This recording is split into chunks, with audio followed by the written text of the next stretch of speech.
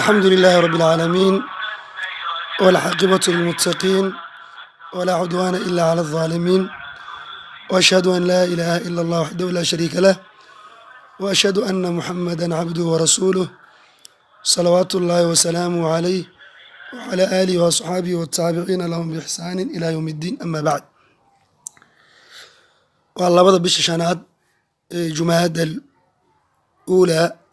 كنا أفر بغلا فرتن هجرية إن شاء الله ما أنت وحن بلابنا تفسيركي ومانكي ثلاثة أنكو بلان سنين إن شاء الله تفسيرك نحن كسو قادة دونا سورة الفاتحة ما دام أيتها سورة الفاتحة يعني أعظم سورة في كتاب الله سورة أقوين وكتابك إلهي كجرته وسورة الفاتحة واي سيد النبي محمد ويري عليه الصلاة والسلام حديثك صحيح من حديث سعيد ابن المعلى فاتحة انتانا قدقلين ورتص فاتحة وسورة الفاتحة وسورة مكي مقالة مكي كسو دقتي يعني قبل الهجرة سو دقتي آيادون واتضبع آيادود مركا بسنكا لقو دار واتضبع آيادود سيد صحيح تضبع آيادود مع البسنكا كجرو سيد إمام يعني قبان مذهبك حنابلة إمام الشافعي يقول حي قبان بسنك آيات فاتحة كمدين ويه لكن إمام مالك يسوى ديدا تضوى آيات دوا والليل لك آيات اللي حد عليه صراط الذين أنعمت عليهم واي آيات تضوى عدنا غير المغضوب عليهم ولا الظالمين لكن سيد راجح وحيتها هاي سيد إمام الشافعي إمام أحمد بن حنبل قبانه وتضوى آيات بسنك مركلو قدر ولا على الفاتحة وحي الله هاي مقعيو فربضان الله أو صحيح النبي كسرنا عليه الصلاة والسلام قارنا قرآن كبير كجرت مقعيو ذو حاكم ده ولا ليال حالي هذا الفاتحة تعذب على وصدقة أقدر كمان فاتحة اسمها فاتحة خلد تعذب وصدق وحالي هذا فاتحة الكتاب حالي هذا مقعيو ذي محايا لي قرآن كإذا على وقف فرصة يعني محمول جي هذا كتاب كإذا مركو قرآن كالوجو بالله صلاة والبني إذا على الأقرياء ولا وقف فرصة رك أول بو magaca labaad la yiraahdo waxa kamid ah magacayadeedii ummul kitaab la yiraahdo nabigaana sheegay kaleey salaatu wasalaam nabiga u sheegay sidoo kale sida xadiidkii yani imaam tirmidhi uu warinay magaceeda saddexaad waxa la yiraahdaa ummul qur'aan waa la yiraahdaa nabiga yiri kaleey salaatu wasalaam magaceeda saddexaad waxa la yiraahdaa yani as-sab'u al-mathani todobada la soo celiyo ولا يرادا أو النبي قال كل شيء حديث صحيح وإمام الترمذي وريناه سواء كان معي مقعيد وحكمد القرآن العظيم يعني كمد النبي قال سيداس الشيخ عليه الصلاة والسلام مقعيد وحكمد ولا ليال الحمد لله رب العالمين ولا يرادا ليح مقع عمرنا وحكوا المقعيد كمد لا يرادا الصلاة مع النبي قال سيداس الشيخ عليه الصلاة والسلام حديث القدسي إمام مسلم وريناه ويري إلهي قسمت الصلاة بيني وبين عبدي نصفين وحديث القدسي صلاة وحال وجه أي قسمت الفاتحة فاتحة وانقيبي لما قيبة انقيبي يعني بيني وبين عبدي نصفين أنا قا أدون كي لما انقيبي سيدا سوا مركا فاتحة على لما لو قيبي سيدا سوا حديث كده را مقعيد وحكى لو كمد يعني كمد مقعيد كلو حكمد أسديدات إن لي هذا الرقية يعني ولا يسكت تفاؤه dadka xanuunsan lagu tufaa faatixada nabigana waa tuu ilaahay alayhi salaatu xadiidkii imaam al-bukhari uu warina saxiixisi wama yudrika annaha ruqya yani saciido maxaa ku ogeysiiyay faatixada inay tuftaa dadka lagu tufo magac kale leedahay u sagaalaad waxa la yiraahdaa ash-shifaa xadiidkii imaam daarim uu warinaaye yani oo ku jirto faatixatul kitaabi shifaa'un min kulli sum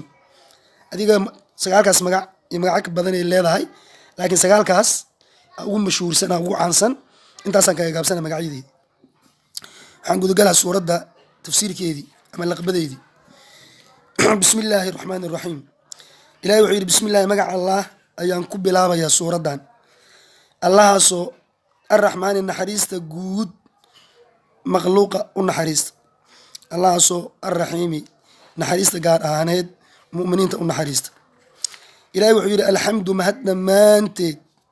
lilaahi allah ayuu u sugnaatay allahaasoo rabbilcaalamiina caalamyaalka barbaariyey allahaasoo arraxmaani naxariista guud makhluuqa u naxariista allahaasoo arraxiimi naxariista gaar ahaaneed mu'miniinta u naxariisto allahaasoo maaliki yowmi ddiini maalinka abaalmarinta iska lahaa oo milkiyey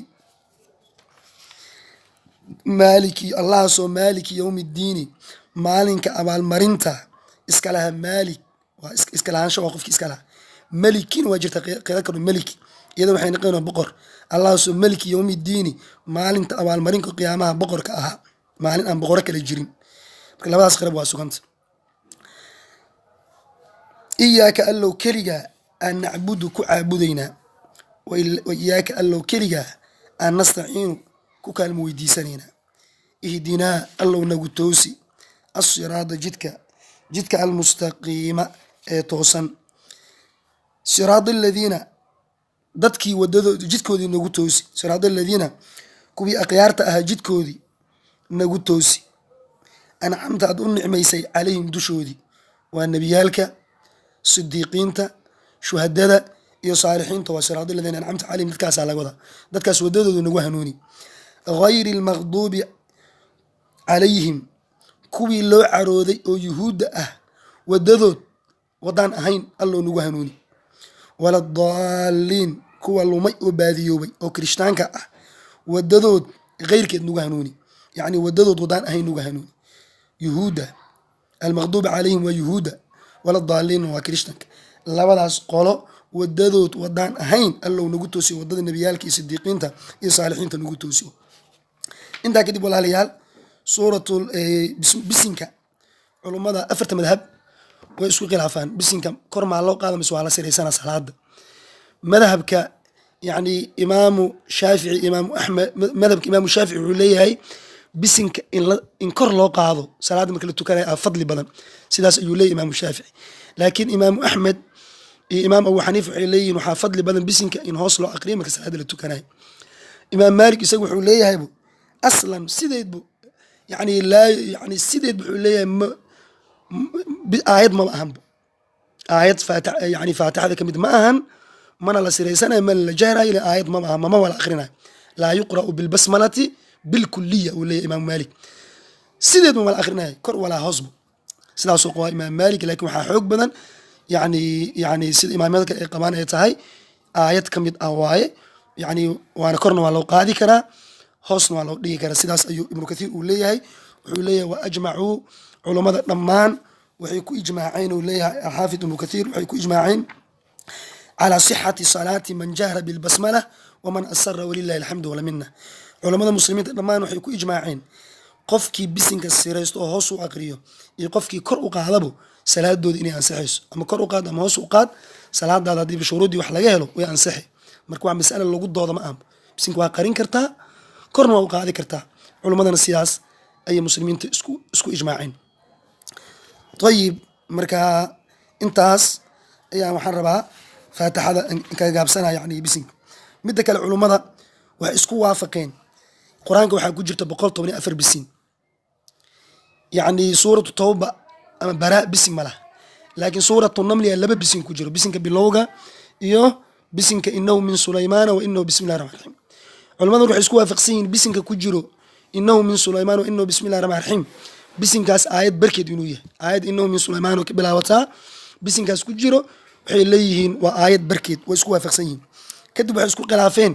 113 kale bisin oo soo hartay aayad suuradaas ka mid ah miya mise aayad ma ahan mise suuradaha lagu kala saara ilaa dhowr qodob isugu khilaafeen qaar waxay yidhahdeen aayad ma ahan qaar waxay yidhahdeen suuradaasi aayad u tahay qaarna waxay yidhahdeen suuraddaa lagu kala saara sida raajix ahana oo xooga badan waa sida cabdullaahi ibnu cabaas uu sheegay oo ah suuradaha lagu kala saara suuraddan dhammaatay iyo suuradda cusub hadda bilaabanaysaa lagu kala saara si loo ogaado suurad inay dhammaatay mid cusubna bilaabatay taasaa lagu kala saaraa wuxuuna yidhi cabdullahi ibnu cabaas sida xadiidkii abu daawuud sunankiis uu ku warinayo sanad saxiix ah wuxuu yidhi cabdullahi ibnu cabaas ana rasuula allahi sala allahu alayh wasalam kaana laa yacrifu fasla suurati xataa yunzala calayhi bismi illahi araxmaan araxiim nabiga ma uusan garan jirin sala allahu alayh wasalama suuradaha kala saaritaankoodii ilaa lagu soo dejiyey bismillahi raxmaan raxiim markaasuu gartay suurad inay dhammaatay suurad kala bilaabatay bisinkaas ayaa lagu kala gartaa taasaana xoog badan wallahu aclam wasala allahu wasalama calaa nabiyina muxamed